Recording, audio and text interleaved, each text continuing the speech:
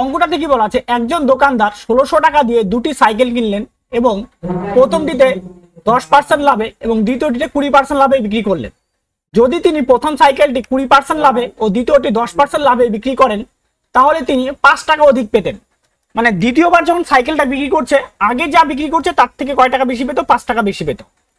ধরলাম যে প্রথম যে সাইকেলটা আছে, প্রথম সাইকেলটা কত টাকা, x টাকা, আর দ্বিতীয় সাইকেলটার দাম 1600 মাইনাস x টাকা।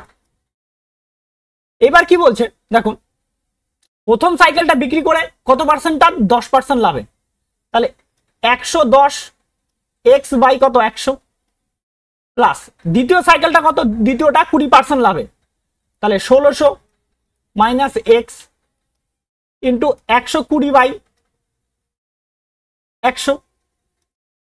এটা প্রথম সাইকেল প্রথমবারের বিক্রি। দ্বিতীয়বারের ক্ষেত্রে কি বলছে, প্রথম সাইকেলটা 20% লাভে, মানে 120 x বাই কত হচ্ছে 100 প্লাস 1600 মাইনাস x 110 বাই 100। এবার দ্বিতীয়বার বলছে তিনি 5 টাকা অধিক পেতেন, মানে 5 টাকা বেশি পাচ্ছে, তার মানে হবে এই 120x by 100 plus 1600 minus x into 110 by 100 বিয়োগ প্রথমটা 110x by 100 minus 1600 minus x into 120 by 100 সমান সমান কত টাকা, 5 টাকা। যেহেতু এখানে মাইনাস করছি তার জন্য প্লাসটা মাইনাস হয়ে যাবে। এবার দেখো সিম্পল আগে কাটাকাটি না করে বিয়োগ করে 120x এখান থেকে, আর এখানে কত 110x, নিচে 100 আছে, তাহলে এটা কত দাঁড়াবে 10x বাই 100 প্লাস এখানে কত 110x আর এখানে কত আছে 120x, মানে এদিকে বেশি, তাহলে মাইনাস হয়ে যাবে, তাহলে minus 1600 minus x divided by কত আসবে 100, আর এদিকে আসবে 10-এর ডিফারেন্স সমান সমান কত আসবে 5। শূন্য দিয়ে শূন্য কাটবো, এটা একটা শূন্য করে কাটা।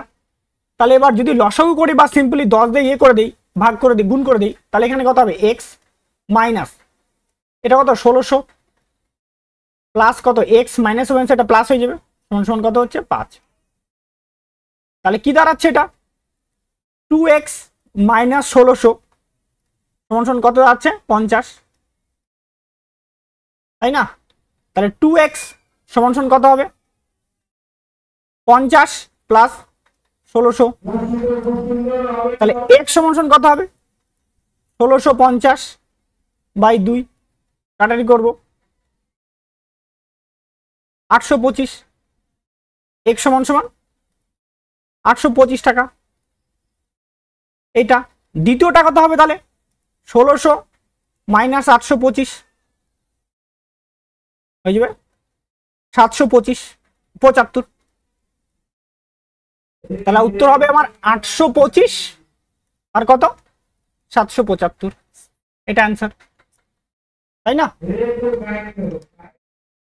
ক্লিয়ার হয়েছে বিষয়টা?